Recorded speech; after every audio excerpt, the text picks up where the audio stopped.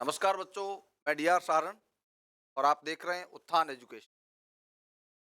हम लोग पिछली कक्षा में बात कर रहे थे अलंकार को लेकर। अलंकार की परिभाषा, उसके प्रकार, शब्दालंकार, अर्थालंकार, उभयालंकार और आपके सिलेबस में जितने अलंकार शामिल हैं में से एक अलंकार हम लोग पढ़ चुके हैं और वो था अनुप्रास अलंकार। अनुप्रास के तीन चार भेद थे, वो हम लोग पढ़, ठेकानुप्रास, प्रत्यनुप्रास, प्रत्यनुप्रास और अंत्यानुप्रास। ये चार जो अनुप्रास के भेद थे, परिभाषाएं के उदाहरण पढ़ चुके हैं।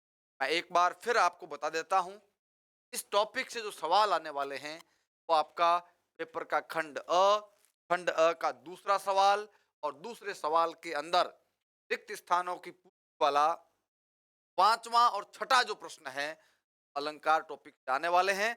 और अलंकार की शेष जो बातें हैं, बात मैं आज करूंगा। हम लोगों ने अभी तक एक अनुप्रास पढ़ा है, चार अलंकार शेष हैं और जिनकी बात फटाफट आप सबके साथ करूंगा। आप लोग इस बात को समझने की कीजिएगा। हम सब की ये कोशिश है कि हम लोग वो नंबर नहीं छोड़ेंगे, वो सवाल गलत नहीं। फिर से बता देता हूं, सवाल रिक्त स्थानों की का है, ये मैटर रटना नहीं है, मैटर को समझना है। किस तरह समझना है, बने रहिए मेरे साथ। शुरुआत करता हूं मैं। दूसरा जो अलंकार है जिसकी हम लोग बात कर रहे हैं वो है लाटानुप्रास अलंकार।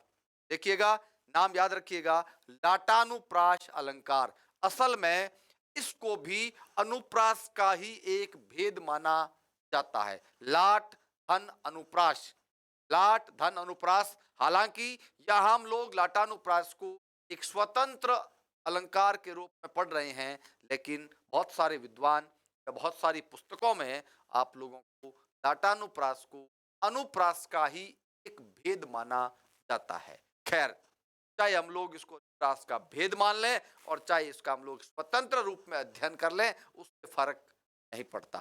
फर्क इस बात से पड़ता है कि हमें ये बात समझ में आई या नहीं आई, लाटानुप्रास अलंकार किसे कहते हैं, क्या विशेषता होती है, क्या खासियत होती है, क्या पहचान होती है। इस बात को समझना निहायत जरूरी है। चलिए शुरुआत करता हूं, क्या है लाटानुप्रास। जहां शब्दों और वाक्यों की आवृत्ति हो। मैं फिर बता देता हूं, अनुप्रास क्या था मित्रों। अनुप्रास का मतलब वर्णों की आवृत्ति। क्या आवृत्ति थी? वर्णों की आवृत्ति। वर्ण की आवृत्ति दो बार ही हुई, दो बार वर्ण आया तो छेकानुप्रास था, दो से अधिक बार आया तो प्रत्यानुप्रास था। ठीक है। लाटानुप्रास में क्या है, यहां वर्णों की आवृत्ति नहीं है मित्रों, यहाँ किसकी आवृत्ति है? शब्दों। और शब्दों ही नहीं, मैं तो कह रहा हूं जो पूरा वाक्य है उस पूरे वाक्य की आवृत्ति हो जाती है। शब्दों की आवृत्ति, मैं एक शब्द की बात नहीं कर रहा हूं, शब्दों की आवृत्ति या फिर पूरे वाक्य की ही आवृत्ति। बात पे गौर करना। अनुप्रास में किसकी आवृत्ति होती है? वर्णों की। लाटानुप्रास में किसकी आवृत्ति होती है? शब्दों की या वाक्यों, शब्दों की या वाक्यों की आवृत्ति होती है। पूरा का पूरा सेंटेंस जो है वो दो बार आ जाता है, ध्यान दीजिएगा। और क्या होता है, और उन शब्दों का सामान्य अर्थ भी क्या होता है? समान होता है। शब्दों की या वाक्यों की जब आवृत्ति होती है और सामान्य रूप में उनका अर्थ समान होता है, लेकिन क्या लेकिन, लेकिन अन्वय की भिन्नता के कारण तात्पर्य में भिन्नता आ जाती है। यह शब्द महत्वपूर्ण है, अन्वय। ध्यान देना, मैं अन्वय क्या होता है मैं उदाहरणों के दौरान आपको समझाने की कोशिश। शब्दों की आवृत्ति होगी या फिर वाक्य, पूरे वाक्य की आवृत्ति होगी, लेकिन उनके सामान्य अर्थ समान होते हैं, लेकिन वाक्य में अन्वय के कारण, अन्वय का मतलब उन शब्दों का उस वाक्य में आपस में जो संबंध है। जैसे कोई वाक्य है, वाक्य तो हम लोगों ने ठीक लिखा, मैं एक उदाहरण देके बताऊं कि अन्वय क्या है, ध्यान देना। जैसे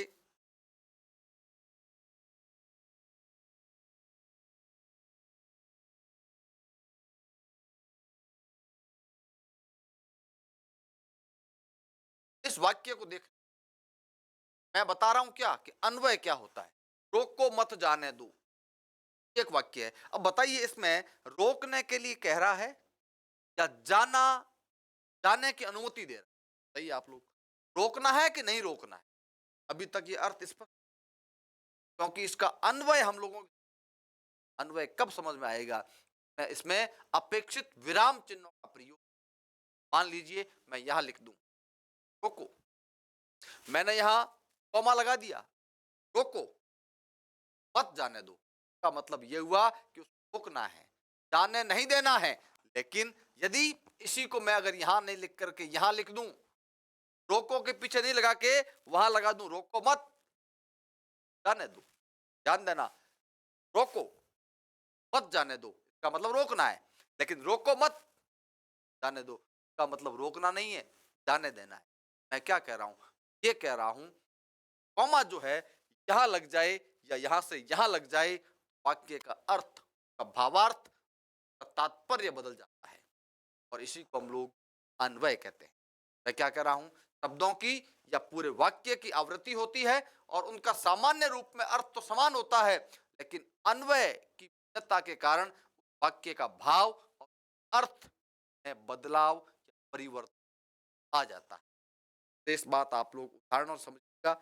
आइएगा उदाहरणों की बात करते हैं। बहुत चर्चित उदाहरण आप सब लोगों ने देखा है, गांव में अनपढ़ आदमी भी बहुत बार इस उदाहरण को बोलता है जहां लाटानुप्रास अलंकार छुपा हुआ है। और कौन सा, देखिए आप लोग, पूत सपूत, पूत सपूत तो क्यों धन संचय, और पूत कपूत तो क्यों धन संचय। बताइए क्या हुआ, क्या हुआ, पूरे वाक्य की आवृत्ति हो, सपूत क्यों धन संचय, पूत कपूत क्यों धन संचय।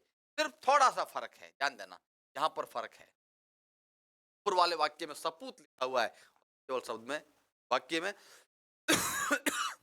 कपूत लिखा हुआ है। ये बात बहुत बार कहते हैं, पूत सपूत तो क्यों धन संचय और पूत कपूत तो क्यों धन संचय, यानी कि ये कहा गया है हमारी संस्कृति में कि धन इकट्ठा करने की आवश्यकता नहीं है। आप और हम सब लोग धन एकत्र करने का प्रयास करते हैं, अपने लिए नहीं, अपनी आने वाली पीढ़ियों के लिए।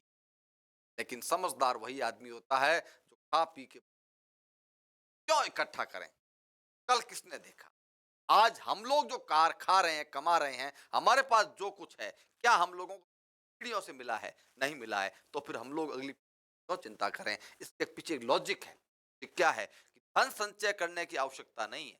आपका होने वाला जो पुत्र है कपूत होगा तो भी जरूरत नहीं है, और सपूत होगा तो भी धन संचय करने की जरूरत नहीं है, क्योंकि कपूत होगा तो आपके द्वारा एकत्र किया हुआ धन भी वो नष्ट कर देगा, और यदि सपूत हुआ आपके कमाई के भरोसे देगा, कम क्या कर लेगा, कमा लेगा। मैं क्या कह रहा हूं, पुत सपूत क्यों धन संचय, पूत कपूत तो क्यों धन संचय में कोई फर्क नहीं है, पूरे वाक्य की आवृत्ति हुई, लेकिन अन्वय की भिन्नता के कारण, बस एक शब्द के अंतर के कारण इनका तात्पर्य जो है, बात को आप लोग समझ रहे होंगे। मैं कुछ और उदाहरणों के साथ लाटानुप्रास को अच्छे से स्पष्ट करने की कोशिश करूंगा। मैं फिर क्या कह रहा हूं, सामान्यतः लाटानुप्रास में पूरे वाक्य की ही आवृत्ति आती है। जब भी वाक्य पूरे की आवृत्ति कहीं आपको दिखे, तो आप लगभग ये मान के चलिए लाटानुप्रास अलंकार का उदाहरण है। ये बात इसलिए कह रहा हूं कि पहचान याद रखनी, वर्णों की आवृत्ति हो अनुप्रास अलंकार है, पूरे वाक्य की आवृत्ति हो जाए या अनेक शब्दों की आवृत्ति हो जाए लाटानुप्रास है, लेकिन वह अन्वय की भिन्नता के कारण का तात्पर्य बदल जाता है। मैं एक उदाहरण की और बात करता हूं, देखिएगा क्या उदाहरण है। पराधीन जो जन, इस बात को ध्यान देना, यहाँ कौमा है भैया, पराधीन जन नहीं स्वर्ग नरकता हेतु, और पराधीन जन नहीं स्वर्ग नरकता हेतु। सही आप लोग, दोनों सेंटेंस, दोनों पंक्तियां पढ़िए, दोनों पंक्ति बिल्कुल सेम है, एक वर्ण, एक अक्षर, एक शब्द का भी फर्क नहीं। क्या, पराधीन जन नहीं स्वर्ग नरकता हेतु, पराधीन जो जन नहीं स्वर्ग नरकता हेतु। बताइए, जब एक ही लाइन है तो बार क्यों लिख, दिखने में तो बिल्कुल एक जैसी है, लेकिन वास्तविकता यह है कि दोनों में अर्थ में अंतर है। और अर्थ में अंतर कैसे आ गया, जब पूरा ही वाक्य एक जैसा है तो अर्थ में अंतर क्यों आ गया, अन्वय के कारण, कारण अन्वय के कारण। और अन्वय कहां है, यहां है, देखिए आप लोग, यहां देखो आप लोग, यहां मैंने जो कॉमा लगाया है, कॉमा लगाया ना, इस कॉमा में फर्क है। कहाँ फर्क है देखो, पहला जो वाक्य है ना उसमें कॉमा कहाँ आ रहा है, जन के पीछे, जबकि दूसरे में कहाँ आ रहा है, नहीं के पीछे। देखिए आप लोग अर्थ कैसे बनता है, पराधीन जन, तो आदमी पराधीन है। पराधीन का मतलब जो गुलाम है, अधीन है, दूसरों के अधीन है। तो दूसरों के अधीन है, नहीं स्वर्ग नरकता हेतु। तो स्वर्ग नरक से क्या मतलब है? तो दूसरों के अधीन है ना, वो चाहे स्वर्ग में रहे चाहे नरक में रहे, थोड़ा ही मिलता है, नहीं मिलता।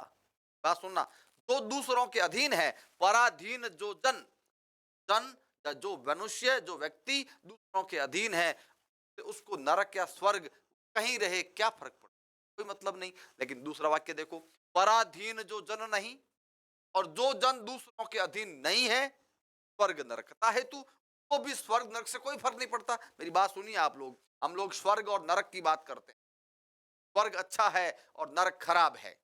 और कब कहाँ स्वर्ग नरक कब जाता है आदमी, मरने के बाद। ऐसी हमारी मान्यताएं हैं, ऐसी हमारी संस्कृति, ऐसा हमारे शास्त्र कहते हैं। लेकिन एक व्यक्ति ने एक बात कही, कवि ने एक पंक्ति कही, इस धरती पर रहने वाला आदमी, दुनिया में कहा गया कि मरने के बाद स्वर्ग और नरक है या नहीं है, ये हम लोगों कोई प्रूव नहीं कर सकता, लेकिन स्वर्ग और नरक इस धरती पर है। कैसे, जो आदमी पराधीन है, दूसरों के अधीन है, अधीन व्यक्ति चाहे स्वर्ग में चाहे रहे नरक में रहे, सुख प्राप्त नहीं करता। पराधीन सपने सुख नाही, ऐसी एक कहावत चलती है हमारे यहाँ। और जो व्यक्ति दूसरों के अधीन नहीं है, के लिए इस धरती पर भी क्या है, स्वर्ग है। बात को समझ रहे हो ना? मेरा मतलब है कि दोनों जो वाक्य है ना उनकी आवृत्ति हो, लेकिन एक कॉमा चेंज हो गया, पंक्तियों का अर्थ क्या हो गया, बदल गया। कौन सा अलंकार है, लाटानुप्रास है। एक और उदाहरण की बात करता हूं, राम भजन जाके नहीं, राम भजन जाके नहीं, दाति विपत्ति तापाश, राम भजन जाके नहीं, जाति विपत्ति तापाश। क्या हुआ, पूरे वाक्य की आवृत्ति हो गई। अब पूरे वाक्य की आवृत्ति हो जाए तो आप लोग मान के चलिए कि लाटानुप्रास अलंकार है। अर्थ समझा देता हूं क्या हुआ, ध्यान दीजिए। यहाँ पर कौमा यहाँ आया, यहाँ पर यहाँ आया, वही बात है। राम भजन जाके नहीं, यहाँ राम भजन जाके नहीं, विपत्ति तापास, जाति विपत्ति। क्या मतलब, जिसके पास राम भजन नहीं है, जिस व्यक्ति ने राम का भजन नहीं किया, राम का स्मरण नहीं किया, हरि का स्मरण नहीं किया, जाति विपत्ति तापास, विपत्ति उसके पास जाएगी। जिस व्यक्ति ने राम का स्मरण नहीं किया, पास विपत्ति जाएगी। और क्या, राम भजन जाके, राम का भजन, राम का स्मरण किया हो, नहीं जाती विपत्ति, पास कभी विपत्ति नहीं जाती। मैं क्या कह रहा हूं, पूरे सेंटेंस, पूरे वाक्यों की आवृत्ति हुई, लेकिन एक अन्वय की भिन्नता के कारण का अर्थ अलग अलग है। तो ऐसे तमाम जो उदाहरण होते हैं उस लाटानुप्रास अलंकार माना जाता है। आगे बढ़ता हूं और अगले भेद की बात करता हूं, और अगला भेद है वो है पुनरुक्ति प्रकाश अलंकार। पुनरुक्ति प्रकाश अलंकार, हमारे कोर्स में लगभग 5 अलंकार हैं और बहुत सरल है, कोई दिक्कत नहीं है, ध्यान देना। पुनरुक्ति, पुनरुक्ति का मतलब क्या है, पुनः, पुनः उक्ति का मतलब क्या होता है, बार बार। पुनः का मतलब क्या है, बार बार आने वाली। इन अलंकारों में कुछ समानताएं भी है, थोड़ी ध्यान देना बात को। कैसे, जहां काव्य पंक्ति में शब्दों की पुनरावृत्ति हो, ध्यान देना मेरी बात, अंतर है, मैं पूरी बात बता रहा हूं। मैं यहां लिख देता हूं, वर्ण की आवृत्ति, अगर वर्ण की आवृत्ति हुई है, क्या है, अनुप्रास है, वो अनुप्रास है। यदि पूरे वाक्य की आवृत्ति हो गई, जैसा कि हम लोग अभी पढ़ रहे थे, पूरे वाक्य की आवृत्ति हो गई, कौन सा है, लाटानुप्रास है। ठीक है, और कर शब्द की आवृत्ति हो गई,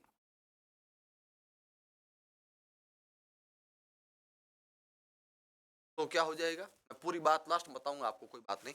लेकिन शब्द की आवृत्ति हो जाए तो क्या है, क्या है, तो पुनरुक्ति प्रकाश है। तो क्या होता है, जहां काव्य पंक्ति में शब्दों की पुनरावृत्ति हो, अर्थ की भिन्नता नहीं होती। ध्यान देना, एक शब्द होता है जो एक काव्य पंक्ति में 2 बार आ जाता है, बार आता है 2 बार, लेकिन उसका अर्थ भिन्न।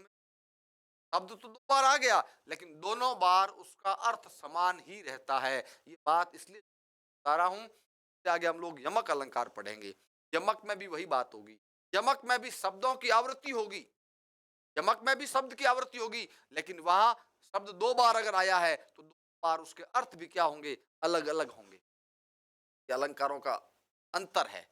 मैं आगे ये भी बात करूंगा कि पुनरुक्ति प्रकाश में और यमक अलंकार में क्या अंतर है। ठीक है, समझते रहिएगा। क्या पुनरुक्ति में काव्य पंक्ति में शब्दों की आवृत्ति होती, शब्द की पुनरावृत्ति होती है, लेकिन शब्द के अर्थ अलग अलग नहीं। शब्द 2 बार आया तो दोनों बार उसका अर्थ क्या है, समान है। अर्थ क्या है, समान। और इसकी एक खास बात और होती है, इसमें जो पुनरावृत्ति होती है वो लगातार होती है। क्या होती है, लगातार का मतलब, लगातार का मतलब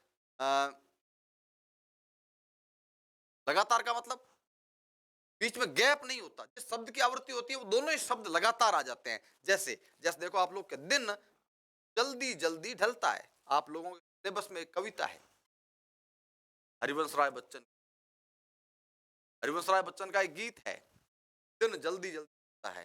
अंडरलाइन किया, जल्दी जल्दी। क्या हो रहा है, जल्दी जल्दी, शब्द की आवृत्ति हो रही है जल्दी, दिन जल्दी जल्दी ढलता है। ध्यान देना, दो शब्द जब समान शब्द लगातार एक दूसरे के साथ आ जाए, जल्दी जल्दी, जैसे जैसे आ गया मधुर मधुर मेरे दीपक जल। ध्यान देना, जल्दी जल्दी, मधुर मधुर, इस प्रकार की स्थिति कहीं भी आ जाए तो आप मान लेना कि प्रकाश अलंकार है। बात इसलिए बता रहा हूं, परीक्षा में बहुत बार सवाल ऐसे आते हैं कि कविता की पंक्ति दे दी आपको और पूछ लिया कि काव्य पंक्ति अलंकार है। पहले हमने पढ़ा पूत वाला, जैसे पूरे वाक्यों की आवृत्ति हो गई, घटानुप्रास है। हम लोगों ने वर्णों की आवृत्ति पढ़ी थी, प्रास है। और इस तरह लगातार दो शब्दों की आवृत्ति हो जाए, जल्दी जल्दी, मधुर मधुर, तो कौन सा अलंकार है, त्रुक्ति प्रकाश अलंकार है। ठीक है, मैं कुछ उदाहरणों की बात करता हूं, जैसे पुण्य पुण्य, ध्यान देना, पुण्य पुण्य यानी बार बार, पुण्य वही देखा व कुठारू। ठीक है, जैसे आ गया रुक रुक कर चलती हवाएं, जो भी हो उदाहरण, कुछ भी, कोई फर्क नहीं पड़ता। हमने पढ़ा जल्दी जल्दी, मधुर मधुर, पुनि पुनि, रुक रुक, ये सब जो है ना, इन कौन सा अलंकार है, पुनरुक। मुझे लगता नहीं कि पुनरुक्ति आपके समझ में आ ही गया, क्योंकि इसमें ऐसी कोई बात भी नहीं है कि तो हमारे समझ में नहीं आए। इसमें दो बातें खास होती है, तो शब्द होता है उस लगातार आवृत्ति, लगातार, समझ रहे हो आप लोग, जैसे पुनि पुनि, रुक रुक। अभी रुक एक बार यहाँ आया और एक बार यहाँ रुक आया, तो फिर वो गलत है, तो पुनरुक्ति प्रकाश नहीं है। पुनरुक्ति प्रकाश का मतलब आवृत्ति कंटिन्यू होती, लगातार होती है। सामान्यतः ये चिन्ह का भी प्रयोग होता है, जैसे कहते हैं कि बार बार, अरे बार बार अंदर क्यों आ रहे हो, आप बार बार बाहर क्यों जा रहे हो। बार बार शब्द क्या हो गया, पुनर्प्रकाश हो गया। बात आई कि नहीं आई, बिल्कुल आ गई। क्या है, शब्द की लगातार आवृत्ति होती है, लेकिन अर्थ की क्या होती है, समानता होती है। जल्दी जल्दी, मधुर मधुर, पुनि पुनि, रुक रुक। अब बताओ, इन शब्दों में कोई अंतर है क्या, नहीं है। रुक का मतलब ये रुक, ये रुक, पुनि पुनि, मधुर मधुर, जल्दी जल्दी, शब्द की आवृत्ति तो हो रही है, लेकिन इनके अर्थ में कोई असमानता नहीं है, अर्थ क्या है, समान है। ठीक है, आगे बढ़ता, थोड़ा सा समझ लेना कि यमक और पुनरुक्ति प्रकाश में क्या अंतर है। यमक, अब यमक पढ़ा नहीं हम लोगों ने, आगे पढ़ेंगे, पहले बता देता हूं यमक में और पुनरुक्ति में क्या अंतर है। चलो पहले मैं यमक बता देता हूं आपको, यमक के बाद ये पढ़ो। ठीक है, यमक पढ़िए आप लोग। यमक में क्या होता है मालूम है, बता रहा हूं, शब्द की आवृत्ति। यमक में क्या होता है, शब्द की आवृत्ति होती है, और प्रत्येक बार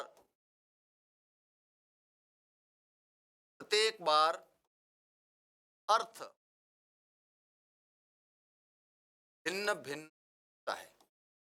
क्या भैया, शब्द की आवृत्ति होती है और प्रत्येक बार अर्थ भिन्न भिन्न होता है। दो बातें हैं यमक, यमक में किसकी आवृत्ति होती है, शब्द की आवृत्ति। लेकिन एक बात और, शब्द की आवृत्ति तो पुनरुक्ति प्रकाश में भी होती है, लेकिन दो अंतर है। पुनरुक्ति प्रकाश में जो आवृत्ति होती है ना, दो शब्द तो लगातार होती है। यमक में ये जरूरी नहीं कि लगातार हो, हाँ लगातार हो सकती है, मैं ये भी नहीं कह रहा हूं लगातार नहीं होती, लगातार हो भी सकती है, लेकिन लगातार होना जरूरी नहीं है। लेकिन अंतर मुख्य यह है कि पुनरुक्ति प्रकाश में जब शब्द की आवृत्ति होती है, लेकिन दोनों शब्दों के अर्थ अलग अलग नहीं होते। जब यमक में सदिश शब्द की आवृत्ति हुई, एक ही शब्द दो बार आ गया वाक्य में, तो दोनों बार उसका अर्थ समान नहीं होता, बल्कि उन दोनों बार उसका अर्थ क्या होता है, अलग अलग या भिन्न भिन्न होता है। ठीक है, समझिएगा। क्या एक ही शब्द दो या दो से अधिक बार भिन्न भिन्न अर्थों में प्रयुक्त होता है, यही बात है। शब्द की आवृत्ति, और शब्द की जितनी बार आवृत्ति हुई, दो बार हुई चाहे तीन बार हुई, दो बार हुई है तो दोनों बार अर्थ अलग अलग है, और तीन बार हुई है तो तीनों बार उसके अर्थ अलग अलग है। यानी किसी काव्य पंक्ति में एक ही शब्द दो या दो से अधिक बार अलग अलग अर्थों में हो जाए, यमक अलंकार कहते हैं। जैसे उदाहरण समझिए, ये मैं घेरा बना रहा हूं, बहुत अच्छा है।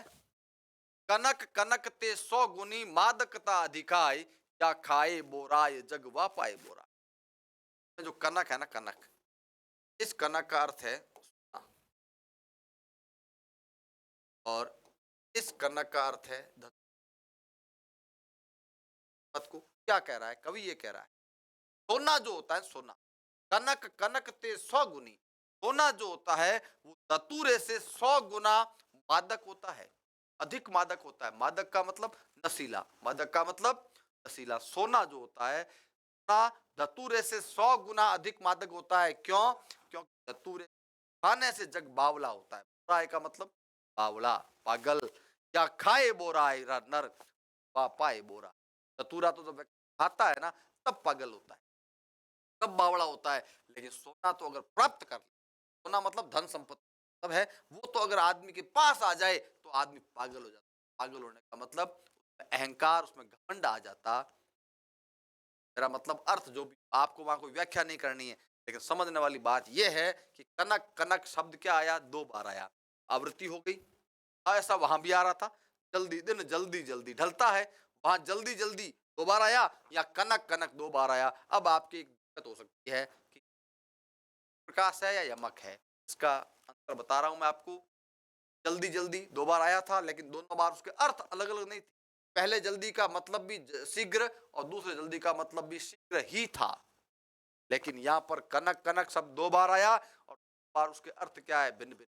कुल मिला के बात यह है, शब्द की आवृत्ति हो और अर्थ समान हो, चाहे वो प्रकाश, और अर्थ अगर शब्दों की आवृत्ति हो और अर्थ भी भिन्न भिन्न हो, तो क्या है, तो फिर वो होता है यमक। ठीक है, अगला अगला है तीन बेर खाती थी, वे तीन बेर खाती है। यहाँ देखो लाइन का ही ऐसा कह सकते हैं कि हमारे ये क्या कवि भूषण हुए हैं।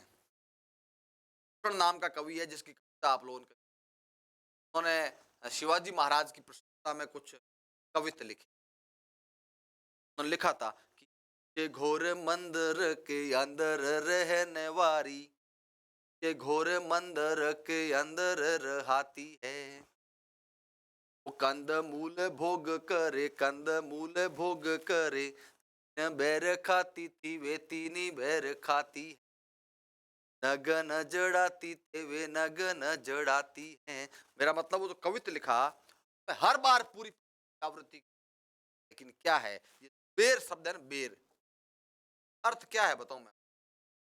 इस बेर का मतलब है बार, तीन बार। ठीक है, इस बेर का मतलब क्या है, बेर एक फल होता है, हमारे गांव में एक झाड़ी होती है जिस पर बेर नाम का फल लगता है, बोर बोर भी कहते हैं। या सही शब्द क्या है, बेर। क्या है भैया, बेर। क्या था, अर्थ ये था कि शिवाजी जब युद्ध करने जाते थे, मुगलों की जो रानियां हैं, क्या हालात होते थे, बात गई है कि मुगलों की जो बेगमें थी वो पहाड़ों में भाग जाती थी महल छोड़ के, और जो रानियां, जो बेगमें दिन में तीन बार भोजन, तीन बार खाती थी, अब क्या है, सिर्फ बेर, गाड़ी के तीन बेर खा करके अपना पेट भर रही है, या अपना जीवन यापन कर रही है। अर्थ जो भी हो, मैं तो समझा रहा हूं, लेकिन वास्तविकता यह है कि तीन बेर खाती थी, तीन बेर खाती हैं, तो बेर के अर्थ दो, बेर की आवृत्ति हुई। मैं फिर कह रहा हूं, यमक में शब्द की आवृत्ति होती है, लेकिन आवृत्ति लगातार हो ये नहीं है। कनक कनक लगातार आवृत्ति हो, अर्थ अलग अलग है। या बेर बेर लगातार नहीं है, फिर भी अर्थ अलग अलग है। ठीक है, कुमोदिनी मानस, ध्यान देना। देखो आप, मोदिनी और मोद, इनके भी अर्थ क्या है, भिन्न भिन्न है। मैं फिर वही बात बता रहा हूं, शब्द की आवृत्ति और जितनी बार आवृत्ति हो उतनी बार उसके अर्थ क्या हो। या मोदिनी, मोद का मतलब यहाँ होता है प्रसन्न होना, कुमोदिनी मतलब कुमुदिनी होती है। हैं? एक श्लोक आप लोगों ने सुना होगा कि जल में बसे चंदा बसे आकाश, तो जाही को भावता तो ताही के पास। मोदिनी और मोदिनी की बात है। मैं यमक के भेदों की बात नहीं करूंगा यहाँ, अभंग यमक और सभंग यमक और बहुत सारी बातें हैं, लेकिन हमारे तो दो पर लाने हैं और उसके लिए बात आपके लिए पर्याप्त होगी। यमक की विशेषता क्या है, शब्द की आवृत्ति, और जितनी बार आवृत्ति बार उसके अर्थ भी हैं। आवृत्ति लगातार भी हो सकती है और आवृत्ति अलग अलग भी हो सकती है। अब मैं थोड़ा सा यमक और आपको अंतर बताता हूं एक एक उदाहरण से, ध्यान देना। सजना है मुझे सजना के लिए, सजना है मुझे सजना के लिए, और पल पल याद सताए तेरी। कविता की पंक्तियां हैं। सजना है मुझे सजना के लिए, एक नारी है, एक स्त्री है, एक महिला है, तो ये कहती है कि सजना है मुझे सजना के लिए। अब देखो, सजना शब्द की आवृत्ति हुई, यहाँ पर पल पल, पल दो शब्दों की आवृत्ति हुई थी, लेकिन अंतर है, ध्यान देना। ये जो पंक्ति है पल पल में जो अलंकार है वो कौन सा है, वो प्रकाश है। क्यों, में आवृत्ति जो हो रही है वो लगातार हो रही है, और दूसरी बात, दोनों के अर्थ में कोई अंतर नहीं है। ये पल और ये पल, दोनों का मतलब क्या होता है, क्षण। पल यानी क्षण ही होता है, समय का एक मानक कह सकते हैं हम लोग। तो पल पल, इनके अर्थ में भिन्नता नहीं है। यहाँ पर आवृत्ति तो हुई, लेकिन अर्थ क्या है, समान है। ये अलंकार कौन सा है, प्रकाश। लेकिन यहाँ देखना है, सजना है मुझे, सजना का मतलब क्या होता है, संवरना। अरे श्रृंगार करना, महिला है तो श्रृंगार कर रही है, कपड़े पहन रही है, अच्छे गहने पहन रही है, आभूषण पहन रही है, क्या करते, सजना, सजावट करना, श्रृंगार करना। ठीक है, तो सजना का मतलब तो है संवरना, जबकि ये सजना है, सजना इसका अर्थ होता है पति। वो महिला श्रृंगार किसके लिए कर रही है, वो चाहती है मेरे पति को मैं आकर्षक लगूं, संवर रही है। मेरा मतलब यह है कि सजना है मुझे सजना के लिए।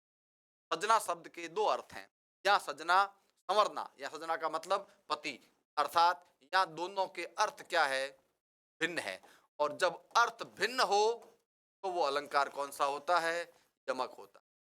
ध्यान देना, इन दोनों उदाहरणों से आप यमक और प्रकाश का अंतर समझ सकते हैं। मैं आज के लास्ट बिंदु पे आ रहा हूं, है श्लेष अलंकार। एक दातानुप्रास हो गया, श्रुति प्रकाश हो गया, यमक हो गया, प्रास पहले ही हो गया, लास्ट है श्लेष। क्या है, देखो आप लोग, जब कोई एक शब्द एकाधिक अर्थों में प्रयुक्त, ध्यान देना, कहने का मतलब यह है इसमें शब्द एक और अर्थ अनेक। इसकी खासियत यही है, शब्द एक और अर्थ अनेक। की काव्य पंक्ति में कोई एक ऐसा शब्द हो जो शब्द वाक्य में दो बार नहीं आता, तीन बार नहीं आता, आता तो एक ही बार है, आता तो एक ही बार है, लेकिन उस अर्थ क्या होते हैं, भिन्न भिन्न होते हैं। अर्थ की दो प्रकार की होती है, यमक में भी अर्थ भिन्न भिन्न होते हैं, लेकिन क्या है, वह एक ही शब्द दो बार आता है, फिर उसके अर्थ भिन्न भिन्न होते हैं, जबकि यहां पर आवृत्ति नहीं होती। ध्यान देना, श्लेष अलंकार में आवृत्ति नहीं होती है, ध्यान देना बात पे, आवृत्ति नहीं होती, आवृत्ति नहीं होती। शब्द एक ही बार आता है, उस एक ही बार आने के बावजूद एक से अधिक अर्थ निकलते हैं भिन्न भिन्न संदर्भों में। ठीक है भैया, देखिए, जब किसी काव्य पंक्ति में कोई शब्द एक ही बार आता है लेकिन भिन्न भिन्न संदर्भों में उसके एक से अधिक अर्थ हो, वह श्लेष अलंकार कहलाता है। अब ये बात ज्यादा महत्वपूर्ण नहीं है आपके लिए, फिर भी देख लो, कोई बात नहीं। श्लेष के दो भेद होते हैं, शब्द श्लेष और अर्थ श्लेष। हम लोगों ने एक पढ़ा था, श्लेष जो है ना, ये उभयालंकार की श्रेणी में आता है। लोग बात कर रहे थे शब्दालंकार, अर्थालंकार और उभय अलंकार। उभय अलंकार का मतलब जब चमत्कार जो है वो अर्थ और शब्द दोनों में ही निहित हो, और श्लेष उसका ही अलंकार है।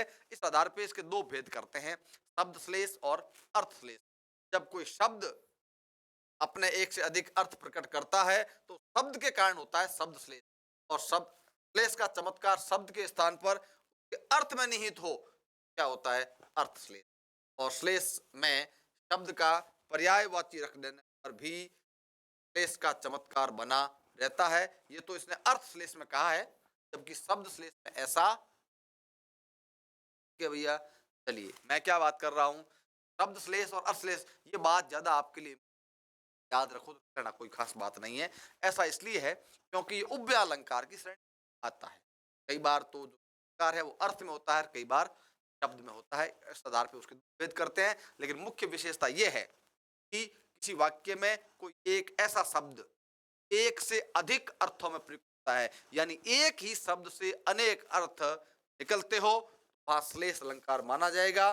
जैसे उदाहरण देखिए आप लोग, बहुत अच्छा उदाहरण है कि रही मन पानी राखिए बिन पानी सब सून, पानी गए न ऊपरे मोती मानस।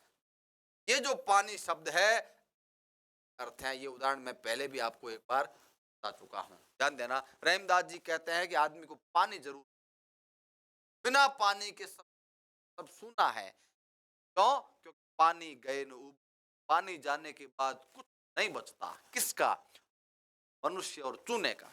लेकिन यहाँ पानी शब्द जो है अंडरलाइन किया मैंने, इस पानी के तीन अर्थ हैं। मोती के संदर्भ में चमक है, मनुष्य के संदर्भ में इज्जत है, चूने के संदर्भ में जल है। यही बात मैं कह रहा था, एक शब्द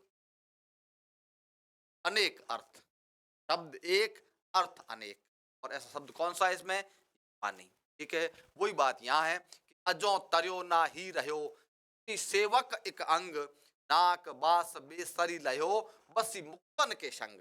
तर्यो ना, इसके भी दो अर्थ हैं, के भी दो अर्थ हैं, नाक इसके भी दो अर्थ हैं, और मुक्तन, इन चारों शब्दों के डबल डबल अर्थ हैं, ध्यान देना। अजो तर्यो ना ही रहो, श्रुति सेवत एक अंग, नाक बास बेस अंग। ये अर्थ थोड़ा लंबा चौड़ा है इसका, यहाँ पढ़ सकते हो आप लोग। तर्योना का मतलब क्या है, तर्योना का एक अर्थ तो है कान का आभूषण, और एक तर्योना यानी भव सागर से पार नहीं हुआ, दो अर्थ हो गए। श्रुति शब्द है, श्रुति के दो अर्थ हैं। श्रुति का अर्थ एक तो होता है वेद, और एक अर्थ होता है कान।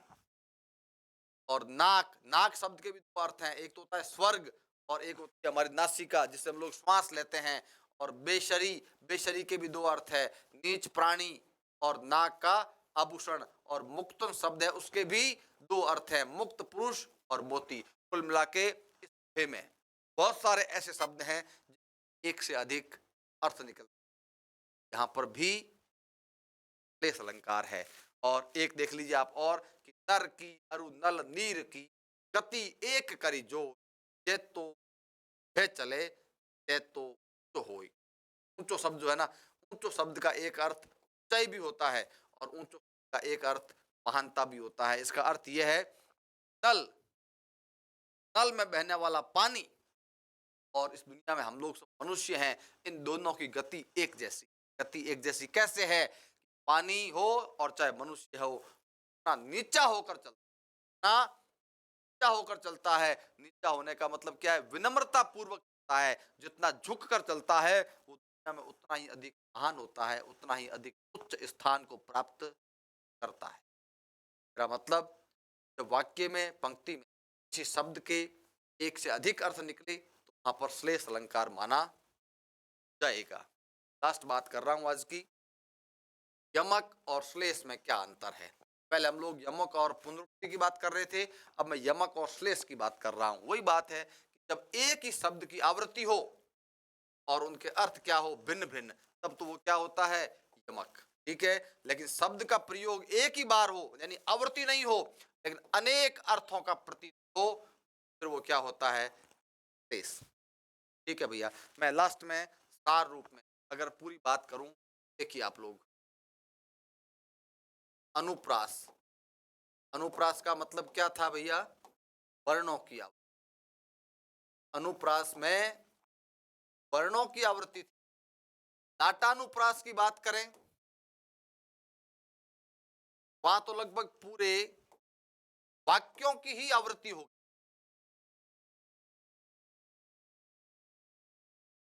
वाक्यों की आवृत्ति हो गई थी। और बाद हम लोग करें पुनरुक्ति प्रकाश की अगर बात करें, शब्द की,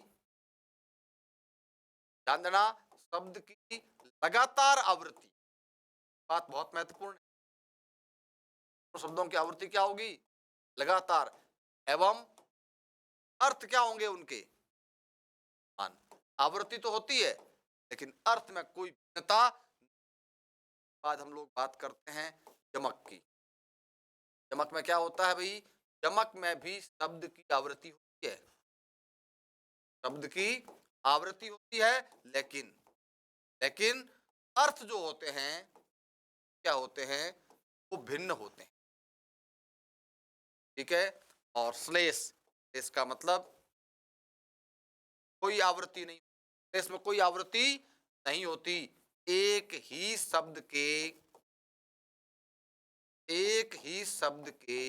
एकाधिक, एकाधिक का मतलब एक से अधिक अर्थ निकल पर क्लेश होता है। ये अलंकार है भैया। अनुप्रास, डाटानुप्रास, तुरुक्ति, यमक, क्लेश, ये सारे अलंकार है। इनमें से 2 नंबर के सवाल आने वाले हैं मित्रों। रिक्त स्थानों की जो वाला जो मैटर है, के हम लोगों ने क्या क्या पढ़ लिया मालूम है? अपठित गद्यांश पढ़ लिया, अपठित गद्यांश पढ़ लिया, 12 नंबर पढ़। हम लोगों ने पारिभाषिक शब्दावली पढ़ 14। उसके बाद हम लोगों ने भाषा, व्याकरण और लिपि पढ़ ली 16। और 2 नंबर के अलंकार पढ़ ली, हो गए 18। हम लोग 18 नंबर का चैप्टर है वो पढ़ चुके हैं। ठीक है। अब मैं एक कक्षा में आपको भाषा, व्याकरण, लिपि और ये जो अलंकार वाला टॉपिक, चलो एक टॉपिक और है उसकी पूरी बात करके फिर मैं एक दिन आप लोगों को जितने महत्वपूर्ण सवाल बनते हैं सारे सवाल समझाऊंगा, क्या क्या सवाल आ सकते हैं। और मैं भरोसा दिला सकता हूं, मैं जितने सवाल बताऊंगा लगभग ऐसे ही सवाल पूछ जाएंगे। बाकी आप लोग पढ़िए, अलंकारों को समझने के सवाल आपकी समझ पर आधारित आएंगे। उदाहरणों को रटने की आवश्यकता नहीं, बस पहचान, विशेषता, खासियत, परिभाषाएं ध्यान रखोगे, भावना नहीं। अब फिर मिलेंगे, आज के लिए इतना ही। जय हिंद, नमस्कार।